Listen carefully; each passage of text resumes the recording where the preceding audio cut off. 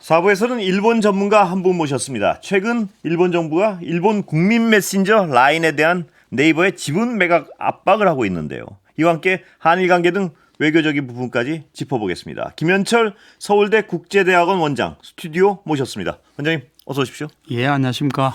자, 네이버 메신저 라인이요. 예. 우리나라에서는 잘 쓰는 사람이 많진 않은데 카카오톡에 비해서 예. 일본에서는 위상이 대단한가 보죠.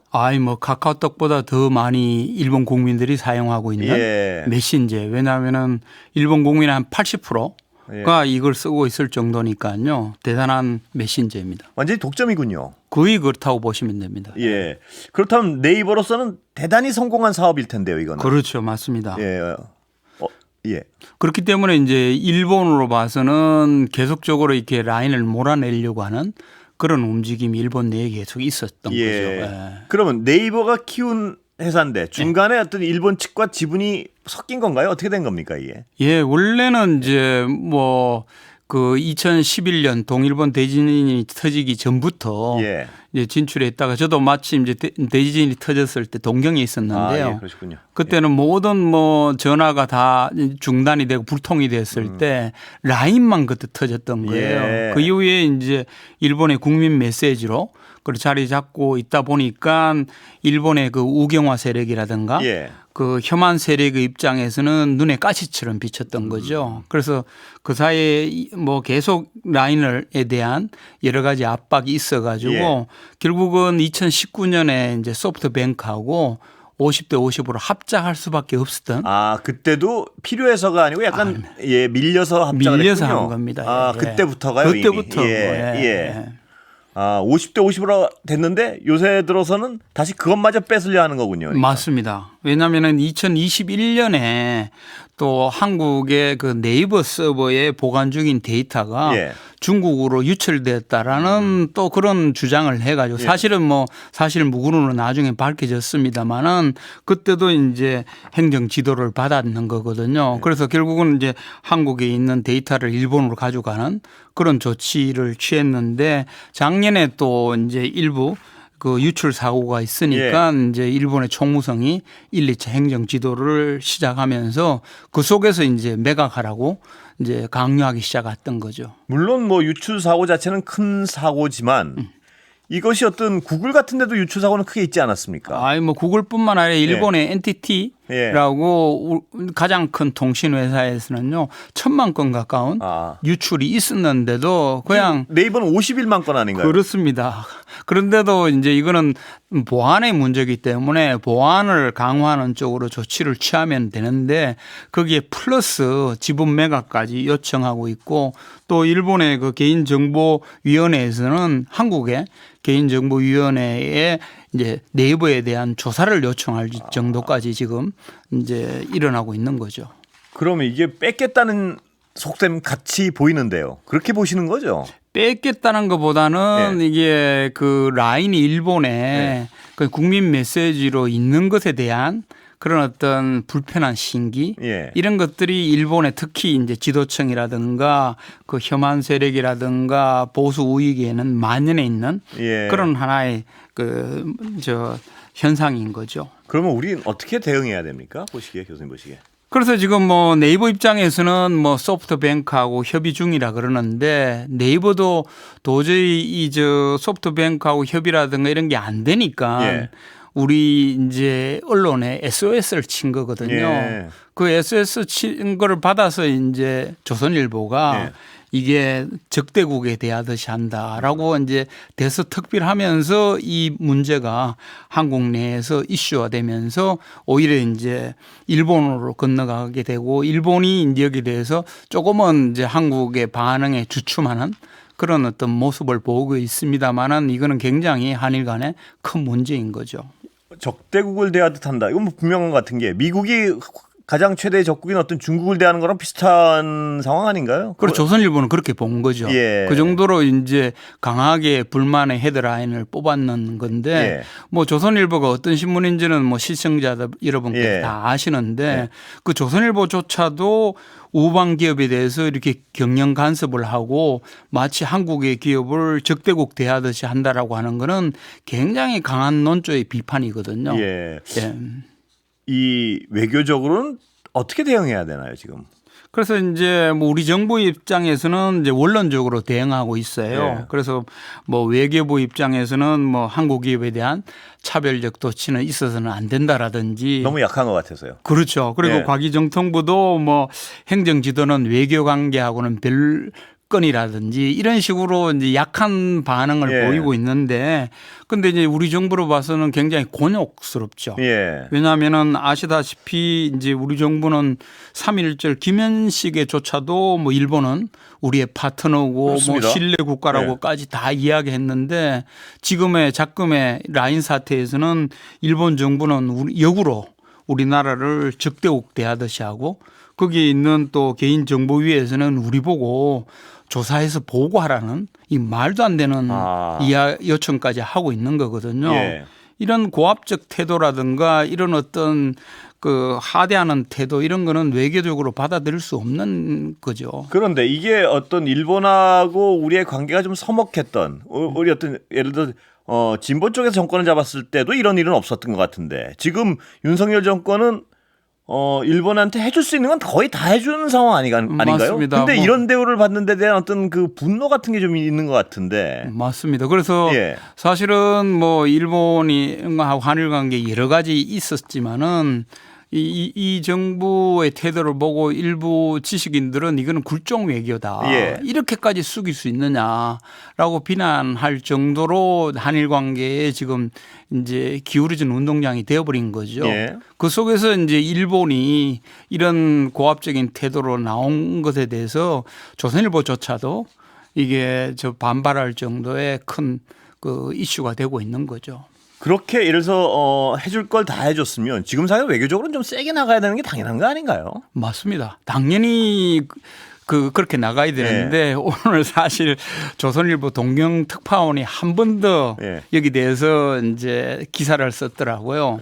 국익을 생각하면은 이런 태도는 절대 안 된다. 도대체 이 우리나라 외교부하고 정부는 뭐 하냐 할 정도로 이제 동경 특파원이 또 한바탕 또 써댔던데요. 지금 작금의 이 상황에 대해서 조선일보조차도 이렇게 울분을 터뜨릴 정도의 상황이 지금 벌어지고 있는 거죠. 자, 그러면 원장님 보시기에는 왜 일본에 이렇게 줄 거 다 주고 질질 끌려가는 건가요? 그 원인이 뭐라고 보세요? 근본적으로 외교라는 거는 지피지기거든요. 상대편을 알아야 되는데 일본 내에서 어떤 일이 벌어지는지를 우리 정부라든지 우리 일부 보수 지식인층은 모르고 있었던 거죠. 그 라인 사태만 보더라도 라인이 지금 불거진 게 아니거든요. 2021년도 그렇고 그전도 그렇고 뭐 계속 2011년도 그렇고 그 속에서 끊임없이 이 혐한 그리고는 반한 이런 움직임이 일부 강하게 남아 있는데 그런 걸 제대로 안 읽고 우리가 일본에 잘해주면은 일본도 잘해줄 거라는 이런 어떤 어설픈 생각 가지고 이제 일본을 대했던 그 결과가 지금 이렇게 드러나고 있는 거죠. 우리 지금 현 정부가 가장 어설프게 판단했던 일본의 어떤 현실은 뭔가요? 원장님 보시기에. 이게 일본이 이제 2012년부터 우리 국민들도 이제 잘 알아요. 보수 우경화라는 기조가 있었거든요. 그 보수 우경화라는 기조가 계속 지속되고 있는데도 불구하고 그냥 일본은 우리가 잘해주면은 또 일본도 잘해줄 거라는 이런 착각 속에 있었던 거죠. 그 보수 우경화로 치닫고 있는 일본 그 지배 세력의 보관은 뭔가요? 전략은 보시기에. 일본은 사실은 한국을 시야에 둔 그 전략으로 움직이는 게 아니고요. 2012년부터 일본은 그 인도 태평양 전략이라는 미국의 전략에 적극적으로 동참하는 뭐 그런 전략인가요? 그것도 이제 우리 국민들은 잘 모르는데요. 인도 태평양 전략이 2017년 트럼프가 받아들여 가지고 지금은 미국의 전략이 되었지만은 인도 태평양 전략을 만든 국가가 일본이었어요. 이거는 일본의 전략입니다. 일본의 전략이 2012년부터 만들어지기 시작해 끊임없이 미국의 추파를 던지면서 그게 2017년 미국의 전략이 되었거든요. 그러니까 2012년에 인도 태평양 전략이 왜 만들어졌는지 이 근원을 우리가 모르고 있으니까 뭐 일본은 뭐 우리가 그 술잔에 반잔을 채워주면은 일본도 반잔을 채워줄 거라는 착각 속에 우리 정부가 움직였던 거죠. 자, 두 가지를 여쭤보고 싶은데 지금까지 어떤 진행된 사안을 보면 우리가 술잔 반잔 채우면 홀딱 마시고 다시 또 반잔 달라고 뭐 그런 상황 같은데 보니까 계속. 그런데 이번에 라면 사태를 보면요. 반잔을 채워주는 건 고사하고 술잔을 깨버린 거잖아요. 자, 그럼 일본이 원래 만들었고 미국이 자기화시킨 인도 태평양 전략의 일본의 야심은 뭔가요? 거기 일본의 전략의 핵심은 뭔가요? 인도 태평양 전략이라고 하는 거는 우리는 이제 뭐 미국이 추진하는 전략이다 하니까 뭐 최대의 동맹인 미국이 추진하는 좋은 전략이다 이렇게 생각하는데요. 일본이 인도 태평양 전략이라는 걸 만들었을 때는 완전히 중국을 봉쇄하자는 전략이었습니다. 여기서 인도라고 하는 거는 국가 인디아가 아니고 인도양이거든요. 인도양하고 태평양에 있는 해양 국가들끼리 뭉쳐서 대륙 국가인 중국을 주저앉히자는 전략이었어요. 이게 일본이 의도한 그 인도 태평양 전략인 거거든요. 그러면은 중국을 주저앉힘으로써 일본은 어떤 반사 이익을 얻느냐 하면은 아시아의 패권 국가가 되겠다는 거죠. 이 전략이 숨어 있는데도 불구하고 우리는 이거는 나중에 2017년 이후에 미국의 전략이 되니까 좋은 전략이고 우리는 인도 태평양 전략에 들어가면 되고 그래서 한국판 인도 태평양 전략으로 그 미국 속으로 빨려 들어간 이 우를 범했던 거죠. 근데 우리 같은 반도 국가가요. 인도 태평양 전략에 적극적으로 동참해서 우리가 얻을 것보다 잃을 게 훨씬 많은 거 아닌가요? 맞습니다. 일본으로 입장에서는 얻을 게 더 많죠. 왜냐하면은 중국을 주저앉힘으로써 본인은 이제 동북아에 있어서 패권 국가가 될 수 있는 거기 때문에 일본은 좋은 거고 이제 일본은 이제 또 한 번 더 말씀드리겠습니다만은 일본은 이제 보통 대국 이 보통 국가론이라고 이야기하는데 보통 대국으로 이제 전쟁 가능한 국가로 완전히 변신하는데 대성공을 거두었거든요. 그런데 우리는 거기에 동참함으로 해가지고 결정적인 건 뭐냐면은 대륙 시장을 잃어버리기 시작했어요. 그래서 중국 시장에도 지금 엄청난 타격이 오고 그리고 뭐 러시아 시장 뭐 중앙아시아 시장 이런 식으로 이제 대륙 시장을 잃어버리는 이 일이 이제 지금 현재 벌어지고 있는 거죠. 그래서 인도 태평양 전략에 들어감으로 해서 그 일본이 얻는 이익과 우리가 얻는 이익이 그렇게 일치하지 않아요. 완전히 비대칭적이죠. 완전히 비대칭적이라고는 할 수 없고 한국이 얻는 것도 있고 잃는 것도 많은데 얻는 것과 잃는 것을 비교하면 우리는 이제 잃는 게 굉장히 더 많은 그런 구조 속에 있는 거죠. 그 미국도 물론 얻는 게 많을 거고요. 당연히. 미국은 앉아서 완전히 대박을 터뜨린 전략이 된 거죠. 왜냐하면은 요즘 이제 전 세계 그 경제가 좋은 국가는 미국밖에 없지 않습니까? 그리고는 뭐 그 나토 동맹국이었던 유럽 경제까지도 지금 올라가는 구조 속에서 미국은 인도 태평양 전략을 통해서 대박을 터뜨리는 이런 구조가 있는데 거기에 묻어간 일본도 반사 함께 이익을 공유하기 때문에 일본 경제가 지금 굉장히 좋은 거거든요. 거기에 비하면은 우리나라 경제는 작년에 대륙을 잃어버리고요. 그렇죠. 대륙 시장을 잃어버리면서 작년에 1.4%라는 충격적인 경제 성장률을 달성했지 않습니까? 이렇게 국익이라고 하는 거는 이렇게 어떤 나라는 많은 이익을 챙기지만 어떤 나라는 손실을 보는 이 구조 속에 있는데 우리는 너무 안이하게 인도 태평양 전략에 들어가면은 미국이나 일본만큼 우리도 큰 혜택을 볼 줄 알고 따라들어갔던 게 우리의 잘못이죠. 안목이 짧았다 이렇게밖에 해석할 수 없는 거 아니겠습니까? 안목이 짧은 것도 있지만은 그걸 만드는 일본의 의도, 전략적 시나리오가 뭔지를 제대로 분석 못한 그런 거하고 똑같은 거죠. 예. 지금 라인 사태도 동일하게 일본이 뭘 추구하면서 움직이는가를 모르는 상태에서 이렇게 또 뒤통수를 맞은 예. 그런 결과가 일어난 거죠. 그런 뒤통수를 계속 맞고 있는데요. 이런 상황에서 여건 없이 한일 양국을 오가는 어떤 방안 이런 게 논의되고 있는데 이건 어떻게 보십니까, 원장님은? 그것도 이것도 참 이게 일본을 아는 입장에서는 예. 굉장히 좀 그 생뚱맞은 거예요. 예. 왜냐하면은 여건 없이 일본을 오가는 게 EU의 생겐 조약을 예. 벤치마킹한 예. 거지 않습니까?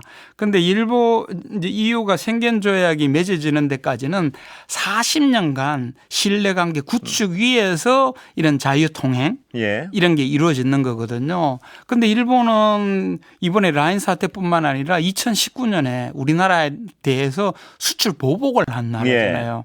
우리는 벌써 이제 뭐 일본에 자유여행 하니까 뭐 노자펜 끝났다라고 예. 하지만은 2019년에 일본은 그 우방국인 한국에 대해서 수출 보복을 감행한 예. 국가예요. 이것도 이제 2012년 이후에 우경화의 한 흐름입니다만은 그 당시 일본 내에서의 보수 우익들은 한국에 급소를 찌르라고 이야기를 했었거든요. 그래서 시간이 다 돼가지고요. 오늘 여기까지 듣겠습니다. 예, 오늘 말씀 감사합니다. 네. 예, 김현철 서울대 국제대학원 원장님이었습니다. 감사합니다.